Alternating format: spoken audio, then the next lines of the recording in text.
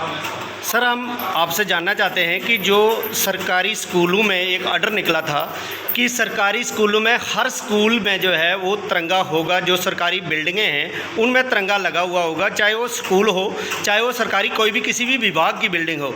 हम जानना चाहेंगे कि जो प्राइवेट स्कूल हैं ये भी सरकार की अथॉरिटी से चलते हैं, लेकिन इनके स्कूलों में जो क्राई स्कूल हैं खास करके, इनमें अपने साइन बोर्ड हैं लेकिन उनमें तिरंगे नहीं हैं और बच्चों पर जो है उनका एक असर पड़ता है कि हमारा नेशनल फ्लैग जो है इन स्कूलों में क्यों नहीं है। क्या कहना चाहेंगे सर इस पर? Amit Kapoor, parent association Jammu president.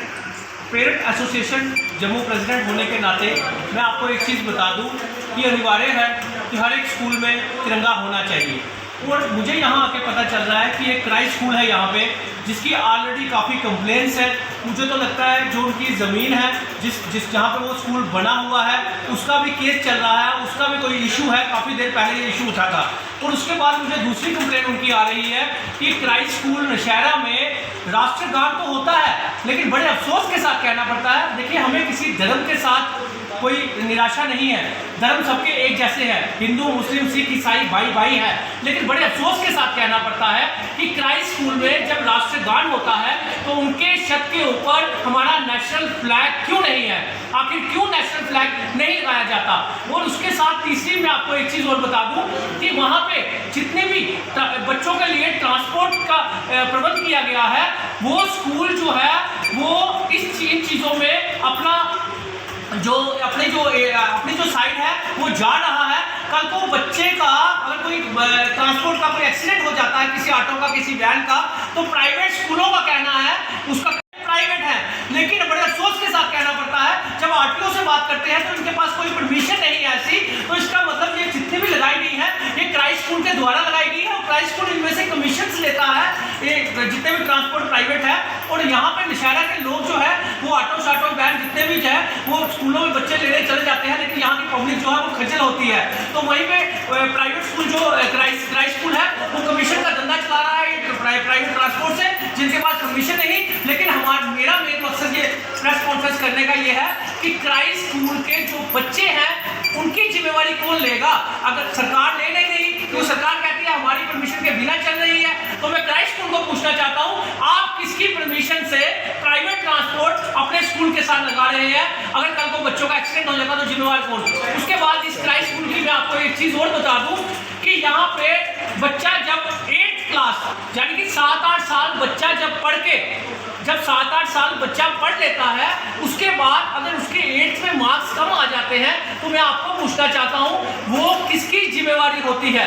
मैं आपको बता दूं, अगर 7 सालों से बच्चा पढ़ रहा है, 8वीं में मार्क्स कम आते हैं तो वो जिम्मेवारी स्कूल की होती है। वो बच्चा नालायक नहीं होता, वो स्कूल नालायक होता है, वो स्कूल में पढ़ाने वाले नालायक होते हैं।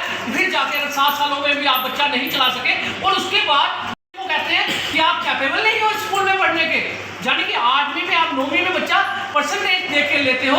तो यहाँ से पता चलता है कि ये क्राई स्कूल जो है बच्चों के साथ भी गलत कर रहा है, पेरेंट्स के साथ भी गलत कर रहा है। जब आप बच्चे को 7 सालों में तैयार नहीं कर पाए अच्छे मार्क्स लेने के लिए तो आपका फर्ज बनता है उसको 9th में एडमिशन देना। लेकिन यहाँ पे बड़े बच्चों की कंप्लेन आई है कि हमें ये 8th में जब हमारे मार्क्स कम आ जाते हैं तो हमें एडमिशन नहीं दी जाती। तो मैं क्राई स्कूल को साफ-साफ शब्दों में कह देना चाहता हूँ, जो चीजें मैंने बोली है ये यहाँ पे कवर होनी चाहिए। नहीं तो आपके स्कूल के बाहर प्रोटेस्ट अगले नेक्स्ट 15 डेज में हम आपके स्कूल के बाहर प्रोटेस्ट रखेंगे, उसकी जिम्मेवारी आपकी होगी।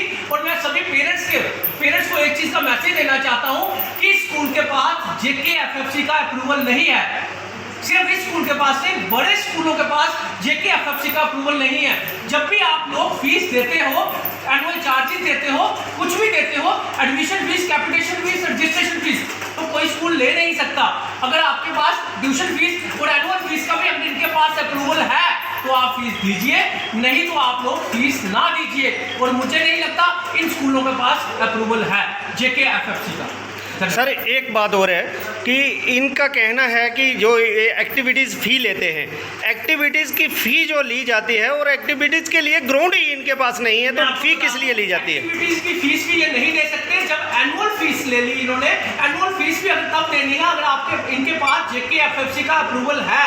तो एनुअल फीस में स्पोर्ट्स फीस, कंप्यूटर फीस सब ऐड हो जाती है, एक्स्ट्रा फीस आप लोगों ने नहीं देनी। सर इनके पास ग्राउंड ही नहीं है। तो ग्राउंड नहीं है तो फिर एक्टिविटीज़ किस किस्म की एक्टिविटीज़ देते हैं बच्चों को 3,000 की? बता दूं, एक्स्ट्रा फीस ये कोई नहीं ले सकते। जब इनकी ग्राउंड ही नहीं है तो इनको परमिशन कैसे मिली? इसका मतलब डायरेक्टर एजुकेशन जो भी है, डायरेक्टर एजुकेशन जम्मू इसमें इन्वॉल्व है इनकी, क्योंकि विदाउट ग्राउंड परमिशन ही नहीं मिल सकती स्कूल की। यहाँ से पता चलता है ये टैक्सों के रिश्ते बनाकर इन लोगों ने परमिशन ली होगी। विदाउट ग्राउंड परमिशन मिल ही नहीं सकती स्कूल में।